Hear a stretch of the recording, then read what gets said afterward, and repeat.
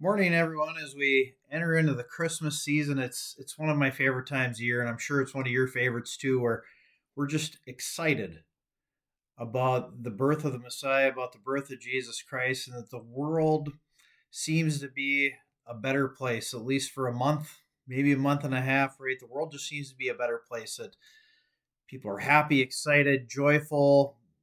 There's just a magic in the air, and we want to remember what it's all about, that it's the birth, the remembrance of the birth of our Messiah, Jesus Christ. And that gets to let me teach on one of my favorite stories in the entire Bible. And it's the beginning of Luke. And if you don't know, Luke was commissioned to write a book for a man named Theophilus. And so he studied all this with eyewitness accounts and different things that he saw out there. And so that's what the book of Luke is about. He interviewed a bunch of people and he put it all together. Um, so this story is one of my favorite in the entire Bible, and so we'll just get right to it. I'm going to read Luke chapter 1. I'm going to start by reading verses 5 through 10. In the time of Herod, king of Judea, there was a priest named Zechariah who belonged to the priestly division of Abijah. His wife Elizabeth was also a descendant of Aaron. Both of them were upright in the sight of God, observing all the Lord's commandments and regulations blamelessly. But they had no children because Elizabeth was barren, and they were both well along in years. Once, when Zechariah's division was on duty and he was serving as priest before God, he was chosen by lot, according to the custom of the priesthood, to go into the temple of the Lord and burn incense. And when the time came, and when the time for the burning of incense came, all the assembled worshippers were praying outside.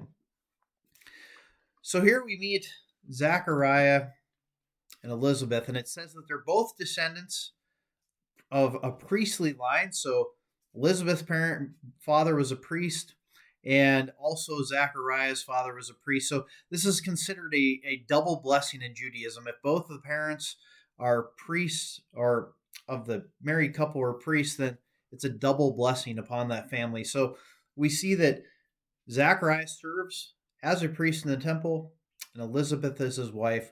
And we see the division. In case you don't know a lot about how it works, there's 24 divisions of the priesthood, and they would serve at the temple two different times of the year for a week at a time.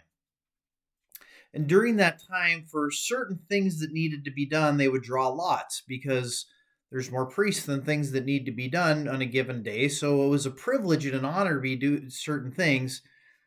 And one of the biggest privileges was to be able to burn the incense. And so if we notice a normal day in Zachariah's life, it would have been, he would have woke up, he would have been at Jerusalem for the time. He probably didn't live in Jerusalem, but he'd be there and he'd wake up and they'd have their morning immersion into the pool to get clean, and then they'd wake up and walk the perimeter of the temple and make sure that everything was in order and everything was okay. And then they'd go and draw some lots for some other different duties, like who's going to do the sacrifices that day, who's going to make the readings of the scrolls that day in the temple. All the different duties were done by lot. Well, the incense one was probably a once in a lifetime deal. It was a big deal. So you can imagine Zechariah waking up that day and the lots are getting drawn and his name doesn't come out for the first one. So everybody's name goes back into the hat again, and the next one comes up, the daily prayer reading, and pulls it out, and it's not Zechariah again. And it finally comes to the incense, and this is the best chance that Zechariah has, and I'll get to that in a moment. But all of a sudden, Zechariah's lot gets pulled, and now he's going to be the one that gets to burn the incense inside the temple. And the reason this is a big deal and why it's such a high honor is because where the burning of the incense happens, where the incense is burnt inside of the temple, is as close to the Holy of Holies as you can actually get without actually walking into the room designated for the Ark of the Covenant. It's as close to God as you can possibly get on this earthly realm, according to Jewish tradition. The only thing between him And the ark is the veil. The only one that ever gets to go inside of that room is the high priest, and he only does that once a year. So the burning of the incense at Zechariah, really, really close to that spot. So we're going to continue reading our story and just keep all those things in mind, right? Incense burning is a big deal, once in a lifetime opportunity, and it puts him as close to God's earthly seat as he's going to get. So I'm going to pick up the story at verse 11 and read through verse 17. It says, "Then an angel of the Lord appeared to him standing at the right side of the altar of incense. When Zechariah saw him, he was startled and was gripped with fear. But the angel said to him, 'Do not be afraid, Zechariah. Your prayer has been heard. Your wife Elizabeth will bear you a son, and you are to give him the name John. He will be a joy and delight to you, and many will rejoice because of his birth. For he will be great in the sight of the Lord. He is never to take wine or other fermented drink, and he will be filled with the Holy Spirit even from birth. Many of the people of Israel will he bring back to the Lord their God, and he will go on before the Lord in the spirit and power of Elijah, to turn the hearts of the fathers to the children, and the disobedient to the wisdom of the righteous, to make ready a people prepared for the Lord.'" So all of a sudden, as Zechariah is getting ready to do his incense burning, right? All of a sudden, there's an angel of the Lord there. He just appears out of nowhere, and he's standing to the right side. So as you're looking at the incense, it would have been on Zechariah's left. He looks over, and there's an angel there, and it says that it startles him because nobody should be there, right? Zechariah should be the only one there. And it's interesting because what the angel says is what? Your prayer has been heard. So Zechariah takes this opportunity as he goes to do the incense, and this is why it's a big deal to him, is as he's doing the incense, he utters a prayer to God. He offers it up. He's as close as he can possibly get to God's earthly seat, and he offers up this prayer, and we see what the prayer is, right? The angel is sent to answer that prayer. And that prayer, we know what it is. It is, "God, can you give me a child?" Right? We learn in the previous little reading that Elizabeth is barren. And we know what that means in those times, a lot of times, and we still have these dogmas that go out there that when a woman is barren, a lot of times they're going to say something along the line of, well, what did she do wrong? Right? Is there something wrong with her? Her faith must not be that good, or else she would have children. Like God would bless her with children. You got to remember at this date and time, it's not as much in our time, but a woman's highest calling at that time was to be a mother. Right? You were judged on how many children you could give your husband. Now, we know that Zechariah loves Elizabeth dearly because his prayer goes out to say, "Can you give my wife a child?" And so that's Zechariah's prayer. That's why this incense is such a big deal to him, that he gets this opportunity to petition God as close as he can get to that seat. And he sends out the prayer, "Can you give us a child?" And so the angel appears, right? And the angel says, "Hey, your prayer has been heard and it's going to be answered." And he says, "And you're going to give the name of John." Now, if you don't know, the name John means the Lord is gracious. If we take the Hebrew name for it, it means the Lord is gracious. And everybody's going to be delighted and joyful that this is going to happen for him. And then he gives a bit of a prophecy. The angel tells him what John's life is going to look like. And if you don't know, this is about John the Baptist and his birth. And it says that he's going to be filled with the Holy Spirit from birth. He's going to lead many of the Jewish people back to God, right? They're living in sin. They're living away from what they're supposed to be doing. They're living away from God, and that John the Baptist is going to bring them back, and he's going to prepare the way for the Messiah. There's a prophecy in the Old Testament that talks about that there will be a prophet that goes before him in the ways of Elijah, and that is John the Baptist. So not only does Zechariah get this great news that him and his wife are going to have a child, but the angel also tells him that he is going to be the forerunner of the Messiah for the nation of Israel. What a big announcement. What a big news that Zechariah is receiving that day inside of the temple. I hope you guys understand why I'm so excited about this, because it's an amazing revelation that Zechariah, a man found blameless in pursuit of God, and his wife found blameless, which we read, that all of a sudden their faith and their dedication, their devotion to God is being fulfilled right in front of their eyes. But we notice his reaction, right? At first he's scared. But now I want you to see what Zechariah's answer to this prophecy is of the angel. It's a very human reaction that we're going to see that Zechariah gives him. So I'm going to pick the story back up at verse 18. It says, Zechariah asked the angel, "How can I be sure of this? I am an old man, and my wife is well along in years." The angel answered, "I am Gabriel. I stand in the presence of God, and I have been sent to speak to you to tell you this good news.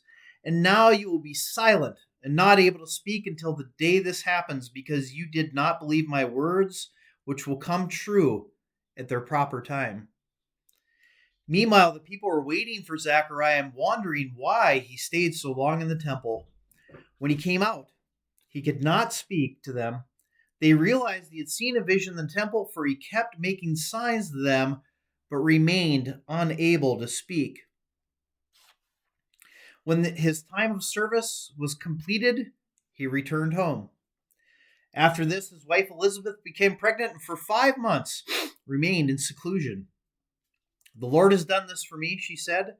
"In these days he has shown me his favor and had taken away my disgrace amongst the people." So this is wrapping up this story. This is the final section of it. And we see right away, Zechariah has been given the news by the angel. He's inside the temple. It's just him and the angel. And what does he say? He goes, "We're kind of old. We don't know exactly how old, but we're kind of old. How can this possibly be? How can I know? How can I be sure of this?" Zechariah is asking the angel for a sign. Right? We see it where we say, "Hey, show me a sign." Well, this is essentially what Zechariah is doing, is saying, "Show me a sign that this is actually going to happen." And the interesting part is Gabriel answers, right? Gabriel gives him a sign. We don't look at it that way, but he does give him a sign. He makes him mute.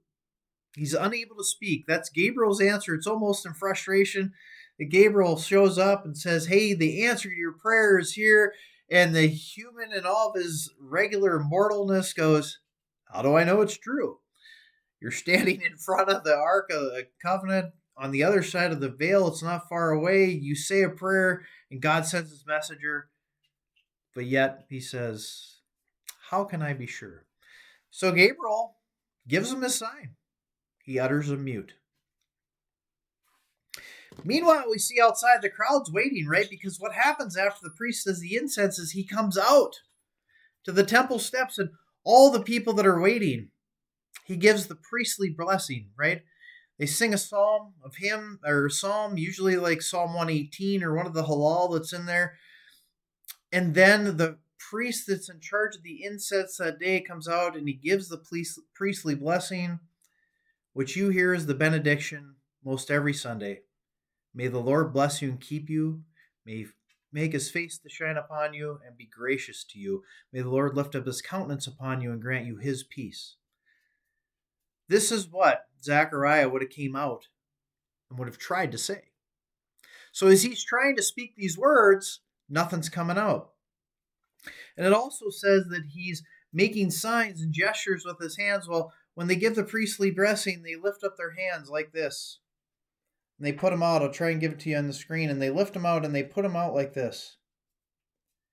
And that's the covering that the priest is giving over top of the crowd. And so you can see Zechariah, right? He comes out and he's excited because of what has just happened. And the first words he tries to utter out of his mouth, and he puts up his hands to give the priestly blessing, and all of a sudden, nothing comes out.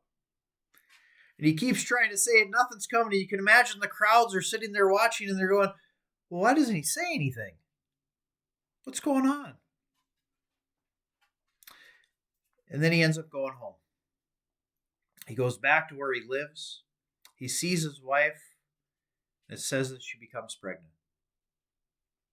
And she blesses and she thanks God for taking away her disgrace of not being able to have children. And so it's interesting. It's just one of my favorite stories because of where it comes and where it goes. I forgot to mention when we talked about John, and I'm sorry, I'm just backtracking a little bit, but we see in the prophecy of John that he would become a Nazarite, and we see that within. And the reason we know that is a Nazarite takes vows. Samson is one of them. And one of the vows are that they won't cut their hair and that they will abstain from any fermented drink for a set period of time.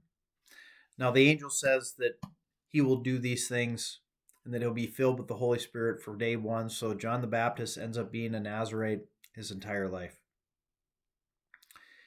It's an amazing story because not only is it showing us exactly the Bible's authenticity in the Old Testament, or what the Jews would have called the Torah,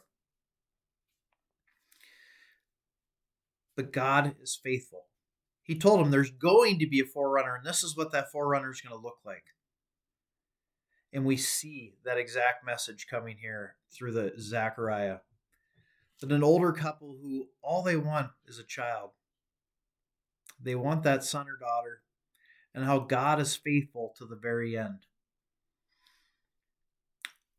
I see this as a message of hope. Not only for the birth of the coming Messiah, but that when we struggle through life, when there's something that we most desperately desire, God knows it. And he has a plan and he has a timing for everything. And that eventually, when the time is right, God will make it happen. So take hope. We're going to move on through this story up until we get to the birth of our son, or our Messiah. So I hope you guys had a great Thanksgiving. I hope you have a wonderful, blessed week this week. I'll see you all again soon. God bless.